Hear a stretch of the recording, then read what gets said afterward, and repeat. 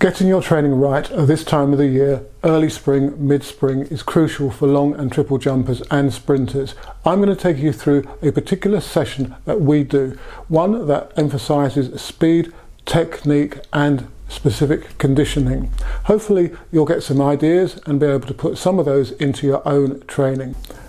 Each of my training sessions follows a unit-based approach, so there will be 4 to 5 training units in each session, and each unit gets progressively intense as we go throughout the session.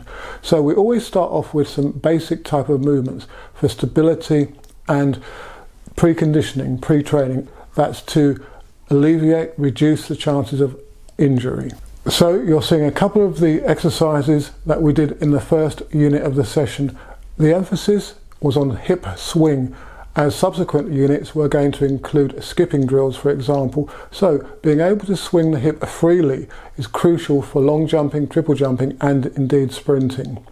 Another exercise we did was the switch lunge with sprint arm action. So this is just getting the athletes a little bit more dynamic, moving them a bit quicker, but again it has an emphasis, as obviously when it comes to running, sprinting, we want the arms to move over a full range of movement. So I'll be looking at the athletes and checking their arm position, making sure that their front arm is coming up to eye level and their rear arm movement is more or less parallel to the ground behind them. Now the second unit emphasised hip speed, so we did some cyclical movements and piston drills, up and down ones, with 1, 3 and 2 steps between the movements, and you're seeing some of those on screen now. Subsequent to that, I split the group up into long jumpers and triple jumpers. I did have another coach helping me, as there were a lot of athletes on this particular session. I looked after the triple jumpers, and the emphasis was on various skipping and bounding drills, and in particular the foreleg movement. As a triple jumper, you need to lift from the hip, then push the foot out and then strike in front of you, so you get that opening, that clawing motion when you come out of the phases, the hop and the step. So we're trying to develop that in these particular drills. You'll see in the background that the long jumpers were doing takeoff drills, free leg landing drills, which again emphasizes the hip swing. So there's the unity, the joining of preparatory units to the subsequent units. Triple jumpers did alternate and single-sided skips, and then they did some what I call light bounding with the emphasis on that foreleg movement, that pushing away from the hip. And again, you can see some of the jumpers doing that particular drill now. You have to hold the thigh in a parallel to the ground position, then push away from the knee with the foot extending out into the contact. It's not about distance for this particular bounding drill, it's about that foreleg movement and pulling the body over the contact, being active. You're seeing a couple of arm action variations with the triple jumpers, and I will say that they do need to be more deliberate with their movement. So with the double arm shift, it needs to come from behind and go out in front, and it's the same with the single arm, but it's more important, if anything, to really accentuate the arms, as they can just be carried throughout the bounding movement unless you really drive them forwards. All the jumpers then went on to do some very high intensity sprint work. Now the first drill we did was a 30-meter build up into a 15-meter sprint. So you've got to get up to 95-100% at the end of the 35 meters, then really hit it for the remaining 15 meters. But you've got to maintain good technique as you do so. After 3 of those, it was on to 1 or 2 what I call rotation runs, bursts. So the objective is to sprint 5 flat out strides, 5 or 6, then slow down very, very slightly for a further 5 to 6, and then turn over again. So it's on, off, and this is really good at firing up the neuromuscular system and getting the athlete to really try to move their legs quicker. Now I do let them slip a little away from perfect technique here, as we are trying to almost force the body to move quicker. So we're looking for a neural stimulus.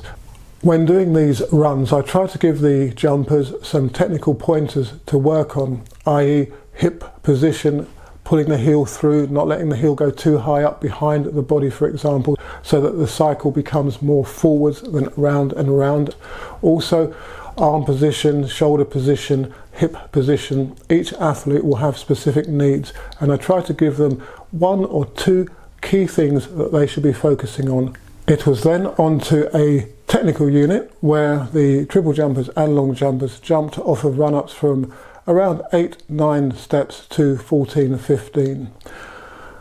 Let's focus on the triple jumpers. Now, you can see Jay initially, who we looked at in last week's video, jumping particularly well. I also had a visiting athlete from Hungary, Hanga, and you can see that her leg movements aren't particularly bad when it comes to the triple jump movements, but the arm needs to be more deliberate, and she also needs to carry more speed through the takeoff, which is something that we worked on in the week that she was here training with the group.